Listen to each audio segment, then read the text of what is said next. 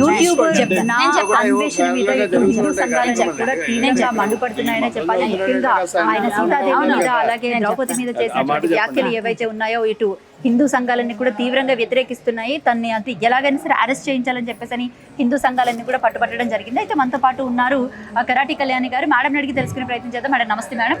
Madam చెప్పాలంటే ఇన్ని రోజులు బేసిక్గా బెట్టింగ్ యాప్స్ విషయంలో నా అన్వేషణని నెత్తిన పెట్టుకున్న వాళ్ళంతా ఇప్పుడు ఎందుకు అంటే బేసిక్గా ఆ రోజు నెత్తిన పెట్టుకున్న వాళ్ళు ఇప్పుడు ఎందుకు తలపట్టుకుంటున్నారంటే అతని విధానం ఫస్ట్ నుంచి కూడా కరెక్ట్గా లేదు కదా.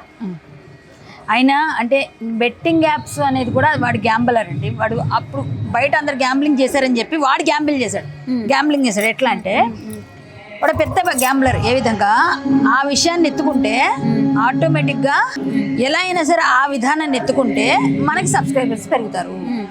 సో వాడు అందులో ఇన్వాల్వ్ అయిపోతాడు. ఏ అంశం బయట జనాల్లో హాట్ టాపిక్గా ఉందో ఇన్వాల్వ్ అయిపోయి వెతుతాడు అన్నమాట ఆ అంశాన్ని. దానివల్ల ఒక 500 మంది సబ్స్క్రైబర్స్ అయినా పెరగాలి మినిమం. వాడికి ఒక టార్గెట్ అది. మినిమం 500 మంది పెరగాలంటే ఏ టాపిక్ నేను బెంచ్ చేస్తున్నానని చూపించడం వాడి పని వాడు చేస్తాడు. కానీ మనమే గొర్రెల్లాగా వాడు చేసింది కరెక్ట్ అనుకొని ఇతని ప్రవర్తన డే 1 నుంచి కూడా కరెక్ట్ గా లేదు. లేదు వాడు బూతులు మాట్లాడడం కానీ వాడి పద్ధతే అది. అలా మాట్లాడితేనే వాడికి కరెక్ట్ అని ఫీల్ అవుతున్నాడు అన్వేష్ గారు. సో వాడు ఏదైతే బూతులతో ఫేమస్ అయ్యాడు, పిల్లల్ని చెడగొడుతున్నాడు. 14 ఏళ్ళ పిల్లలందరిని ఆకర్షిస్తున్న బూతులకు ఆకర్షిస్తున్న వాళ్ళు ఎవరు? చిన్న పిల్లలు, అన్ఎడ్యుకేటెడ్స్. ఎడ్యుకేటెడ్, వెల్ ఎడ్యుకేటెడ్, కొంచెం ఇంటలెక్చువల్ పీపుల్ ఎవరు ఉండరు అందులో. మనకి ఎవరో పనికిరాని చిన్న పనులు చేసుకుని ఏదో పనికి పనులు వినాలి అనుకుంటారు కదా, ఇలాంటి సొల్లు కబుర్లన్నీ. అలాంటి వాళ్ళందరూ ఉన్నారు. సో వాళ్ళందరూ కూడా ఇంకా తెలియదు, కొంచెం టైం పడుతుంది వాళ్ళకి చెప్పడానికి. వాళ్ళకి అర్థమయ్యే సమయానికి వాడికి మొత్తానికి పోతారు సబ్స్క్రైబర్స్. ఆ కొంచెం టైం పడుతుంది కాబట్టి వాళ్ళు కూడా అర్థం చేసుకుంటారు. నేను అందరికీ చెప్తున్నా, వాడిని రిపోర్ట్ చేయండి, వాడిని అన్సబ్స్క్రైబ్ చేయండి. వాడు ఒక పెద్ద వైరస్ లాంటి వాడు. ఆ వైరస్ పిల్లలకి ఎక్కింది, పెద్దవాళ్ళకి కూడా కొంత ఎక్కింది, ఊసిపోని కబుర్లు చెప్పుకునే వాళ్ళకి ఎక్కింది. మీరు ఎడ్యుకేటెడ్స్ అందరూ కూడా ఎడ్యుకేట్ చేయండి. మీ దగ్గరుండి వీలుంటే అన్సబ్స్క్రైబ్ చేయించండి. వాడిని మాత్రం ఉపేక్షించకూడదు. మన పిల్లలు పాడైపోతారు. నెక్స్ట్ వాడు ఎలా అంటే సోషల్ మీడియా టెర్రరిస్ట్లా తయారయ్యాడు. ఏంటండి బూతులు ఏంటమ్మా అవి? కాబట్టి ఇవన్నీ మనం ఉపేక్షించడానికి లాభం లేదమ్మా. అంటే ఇండియాలోనే ఎక్కువగా రేపులు జరుగుతున్నాయి. అలాగే ముఖ్యంగా అంటే బయట అబ్రాడ్ కంట్రీస్లో ముఖ్యంగా థాయిలాండ్ అన్ని కూడా అభివృద్ధి చెందాయి. ఇప్పటి వరకు ఇండియా అభివృద్ధి చెందలేదని చెప్పేసి చేసినటువంటి వ్యాఖ్యల్ని మీరు అసలు ఏ రకంగా చూస్తారు మేడం? ఒకటే, వాడికి తెలిసిన స్టాటిస్టిక్స్ ఏంటో బయట పెట్టమనండి. వాడికి స్టాటిస్టిక్స్ తెలియదు, నాలెడ్జ్ లేదు. అంటే నాలెడ్జ్లెస్ ఫెలో వాడు. స్టాటిస్టిక్స్ తీస్తే థాయిలాండ్లో చాలా వరకు ఉంది ఇలాంటిది, కానీ బయటికి రాదు చాలా వరకు. ఎందుకంటే వాళ్ళ వృత్తి కూడా అది. కొంతవరకు వాళ్ళకి టూరిజం పైన వాటిపైన వాళ్ళు డబ్బులు తెచ్చుకోవాలి. సో అందువల్ల అక్కడ థాయిలాండ్లో కూడా జరుగుతున్నవి స్టాటిస్టిక్స్ మేము ఇస్తాం, నువ్వు ముందు. నువ్వు ఏదైతే థాయిలాండ్ పొగుడుతూ ఇండియాని తిడుతున్నావో వెధవా, నువ్వు ఇండియాలో పుట్టి ఇండియాలో ఉంటూ నువ్వు ఇన్ని రకాలుగా ఇక్కడ సంపాదించుకుంటూ వెళ్ళి అక్కడ ఏదో వంటకని వెళ్ళి నీ పెంట మాట్లాడుతూ ఇంత చెడగొట్టావే భారతదేశాన్ని. నువ్వు ఇన్ని రకాల మాట్లాడుతున్నావే, నీకెంత ధైర్యం రా? దేశద్రోహి, ధర్మద్రోహి, వెధవ. నీకు మాట్లాడే అర్హత ఉందా భారతదేశం గురించి? ఇప్పుడు భారతదేశానికి హిందూ దేవుళ్ళకి ముడిపెట్టి అక్కడ అబ్రాడ్లో ఉన్నటువంటి కంట్రీస్లో ఏవైతే హిందూ దేవాలయాలు ఉన్నాయో అవన్నీ కూడా చూపిస్తూ ప్రమోట్ చేసుకోవాలి. అంటే నేను క్షమాపణలు చెప్తున్నాను, నాకు దేవుళ్ళు అంటే పిచ్చి, నాకు దేవుళ్ళు అంటే అభిమానం, నాకు దేవుళ్ళు అంటే రెస్పెక్ట్ ఉంది అని చెప్పేసి ఇటు మలేషియా పోవడం కానివ్వండి, లేకపోతే థాయిలాండ్లో ఉన్నటువంటి గుళ్ళకి తిరగడాన్ని ఏ రకంగా చూస్తారు? అమ్మ, నిజంగా దేవీ దేవతలంటే, ధర్మం అంటే, దేశం అంటే ప్రేమ ఉన్నవాడు ఇలా ప్రవర్తించడు. వాడికి ఏమీ లేదు. వాడు గోడ మీద పిల్లి, ఇటువైపు మాట్లాడితే అటువైపు దూకుతాడు, అటువైపు మాట్లాడితే ఇటువైపు దూకుతాడు. అదే చేస్తున్నాడు. కప్పగింతలు అంటారు వాటిని. వాడు దేవీ దేవతల్ని నిజంగా ఒక విధంగా వాడు కానీ భక్తితో పూజించేవాడైతే బైబిల్ పట్టుకొని నేను క్రిస్టియన్ కంట్రీస్ తిరిగాను, ఇన్ని వేల చర్చలు చూపించాను అని చూపించాడు. నేను క్రిస్టియానిటీ నమ్ముతాను, బైబిల్ ఎన్నో సంవత్సరాలుగా ఉంది నా దగ్గర అన్నాడు. భగవద్గీత ఇన్ని సంవత్సరాల నుంచి పట్టుకున్నాను ఇప్పుడు అనలే. ఇప్పుడు తిడుతున్నారు హిందువులని, ఒక భగవద్గీత ఒక వినాయకుడు పట్టుకొచ్చాడు. పర్సనల్ ఉంటుంది అదంతా ఊటి మాట. భగవద్గీత పెట్టుకోవడానికి కాదు, చదవడానికి. దానిలో ఉన్న సారాంశం ఏంటో తెలుసుకోవడానికి. ఆ సారాంశం నీకు తెలియకపోబట్టి నువ్వు ఇలా మాట్లాడుతున్నావు. సారాంశం తెలిస్తే ఇలా మాట్లాడవుగా.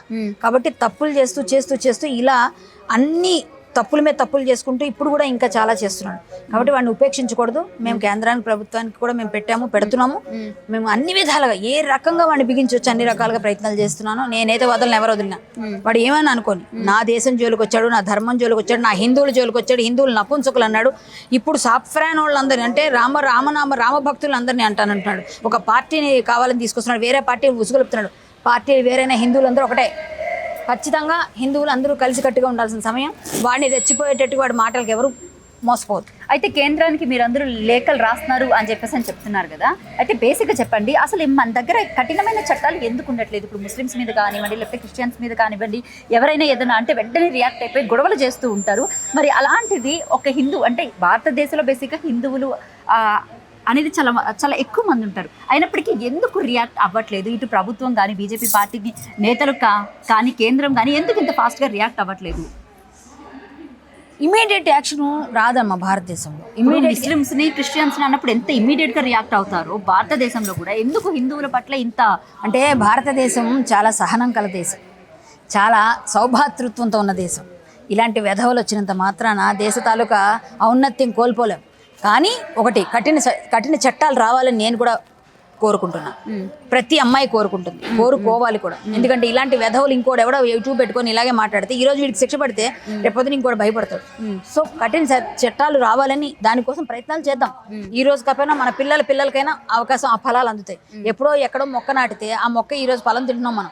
ఎవరో నాటారో కూడా మనకు తెలియదు. అలాగే ఈ రోజు కరాటేకి వెళ్ళాను, లేకపోతే ఇంకొక XYZ ఎవరో ఒకరు వస్తారు, వాళ్ళు ఇలాంటి పోరాటాలు ఏదో ఒకటి మొదలు పెట్టిన తర్వాత ఇది ఇప్పుడు పడిన బీజం ఇది అలా పెరిగి పెద్ద అలా కొంచెం పెరిగి నేనని కాదు, నేను జనరల్గా ఎగ్జాంపుల్ చెప్పాను.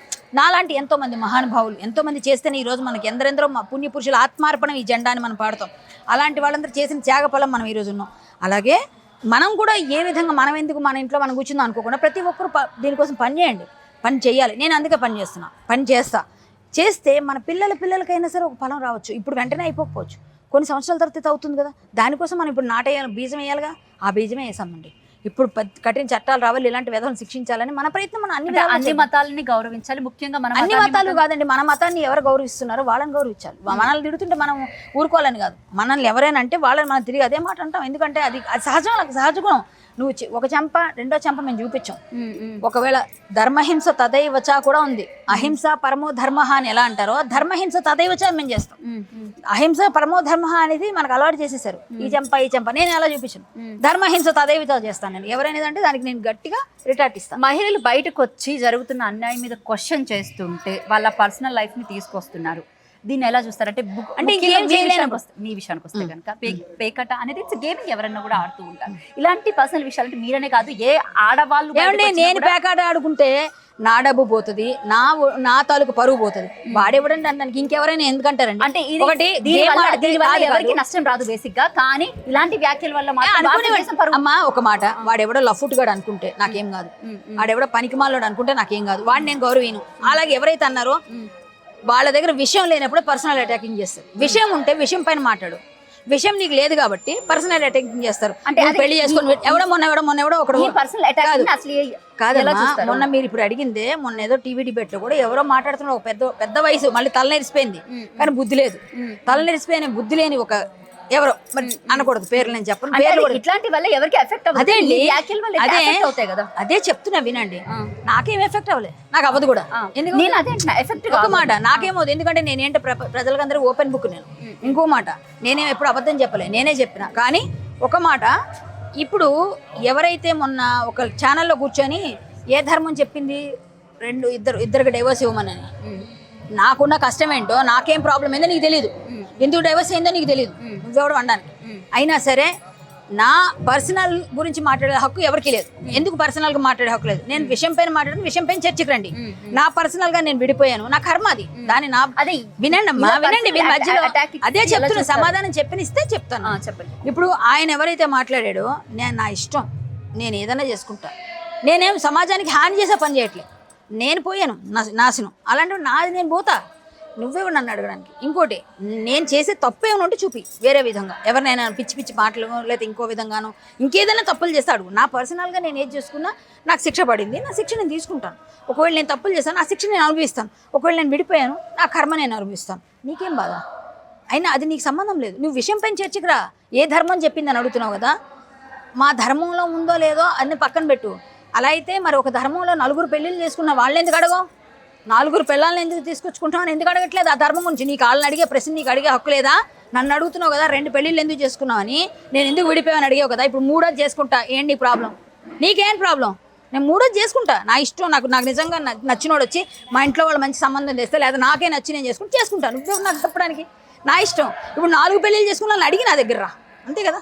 నాకు డైవర్స్ వస్తే నువ్వెవరు నన్ను అడగడానికి? డైవర్స్ అయిపోయింది నాది, నేనేం క్లీన్ చిట్తో ఉన్నా, నువ్వెవరు నన్ను అడగడానికి?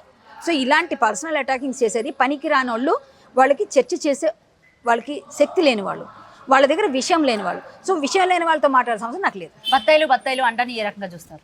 బత్తాయిలు అంటే వాడు ఒక పెద్ద బత్తాయి అనుకుంటాం అంతే.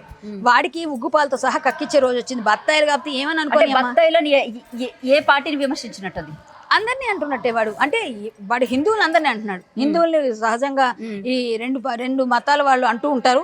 సోషల్ మీడియాలో ట్రోల్ అవుతూ ఉంటుంది. అది మమ్మల్ని చాలా మంది ట్రోలింగ్స్ చూసాం. సో ఇవన్నీ మేము చూసాం కాబట్టి ఏంటంటే వాళ్ళు ఏదన్నా చేసుకోనివ్వండి, ఎవరు ఎన్ని అన్నా కూడా మేమైతే అవన్నీ పట్టించుకోము. మేము మా పని మేము చేస్తాం, ధర్మం కోసం దేశం కోసం పనిచేస్తాం.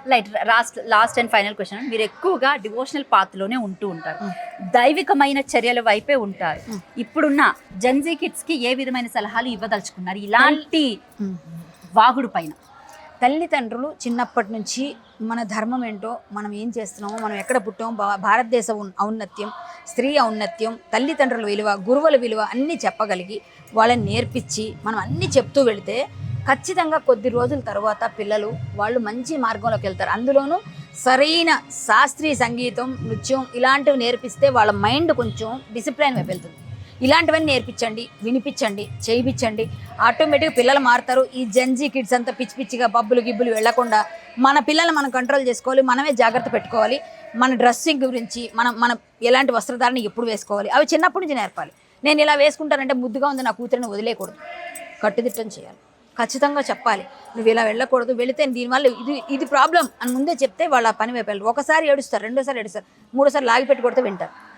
కొట్టండి తల్లిదండ్రులు కొడితే కేసులు ఇలాంటివన్నీ చేయకూడదు. పిల్లలు కూడా గురువులు కొడితే కొట్టనివ్వండి, గురువుల దగ్గరికి వెళ్ళిపోయి మీరు ఎందుకు కొట్టారు మా పిల్లల్ని అడగండి, అప్పుడు మీ పిల్లలు బాగుపడతారు. నేను చెప్పేది అదే, పాత రోజులు మళ్ళీ రావాలి, అన్నీ మంచి జరుగుతాయి. అంతేగాని ఎంతసేపు పబ్బులకి వెళ్ళి మా పిల్ల చాలా బాగుంది, డ్రెస్ వేసుకుని స్లీవ్లెస్ వేసుకెళ్తుంది కదా, అక్కడ అలా తిరుగుతుంది, అప్పుడప్పుడు సరదాగా తీసుకుంటుందండి, సరదాగా మాట్లాడుతుందండి, ఆ పిల్ల ఫ్రెండ్స్తో వెళ్ళినప్పుడే ఏదో చేస్తుంది, మా అబ్బాయి అంటే అమ్మాయినా అబ్బాయినా ఎవరైనా సరే వర్తిస్తుంది. దానివల్ల మీ వంశం కూడా ఇబ్బందుల్లోకి వెళ్ళిపోతుంది. ఆంజనేయ స్వామి కల్లోకి వచ్చి నాకు చెప్పాడు అనడానికి ఏ రకంగా చూస్తారు? నాకు కూడా రోజు వస్తారు. వాడికే వస్తున్నప్పుడు వాడు అసలు మామూలుగా చెప్పాలంటే నాస్తిక మాత్వం మాట్లాడే మనిషి ఏదో నేను రోజు పూజలు పునస్కారాలు చేస్తాను, దేవుడి గురించే చేస్తాను, సంగీతం సాహిత్యం హరికథలు చెప్తాను, నాకు మరి రారమ్మా. నాకు వచ్చి వాడి తాట తీయని చెప్పారు. నాకైతే అమ్మవారు వచ్చారు, ఆంజనేయ స్వామి వచ్చారు, రోజు వస్తారు, కృష్ణుడు వస్తాడు, అలాగే అన్ని దేవుళ్ళు సకల దేవతలు కూడా ఏం చెప్పారంటే మన ధర్మాన్ని పరిరక్షించడానికి ఎంతోమంది ఉన్నారు, అందులో నువ్వు కూడా ఉండు, మన వాళ్ళందరినీ కూడా కట్టుగా చెయ్యు, నువ్వు ఖచ్చితంగా వాడి మీద ఫైట్ చేస్తే మేము ఇస్తాం బలం అన్నారు. ఏ విధమైన చర్యలు తీసుకోవాలి అనుకుంటున్నారు అతని యూట్యూబ్ ఛానల్ మీద? ఓన్లీ అంటే అన్సబ్స్క్రైబ్ చేస్తే సరిపోద్దంటారా, లేకపోతే? లేదు, రిపోర్ట్ చేయాలి, అన్సబ్స్క్రైబ్ చేయాలి.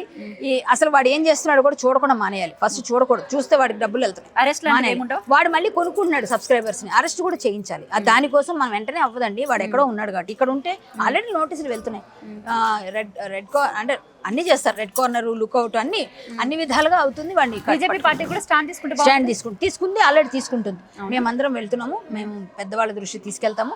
నేను అదే పార్టీలో ఉన్నాను. మా పార్టీ ఖచ్చితంగా ఈ స్టాండ్ తీసుకుంది, కన్ఫామ్ గా చేస్తాము, వదలమండి.